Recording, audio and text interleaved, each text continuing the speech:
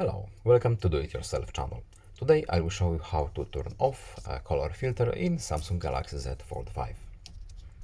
So we have our green filter on our screen, as you can see, and we want to turn it back to the default settings or change it.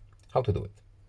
We are going to settings, then accessibility options, and here we have visibility enhancements. And in this little menu we have color filter. Right now it's green, as you can see. We can change to any other. We can also change opacity, and we can of course turn it off just by unchecking this box here.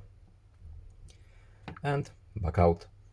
Our phone is now in default settings. So I hope this video was helpful to you. Please leave a like and subscribe. Have a nice day and see you in the next video. Goodbye.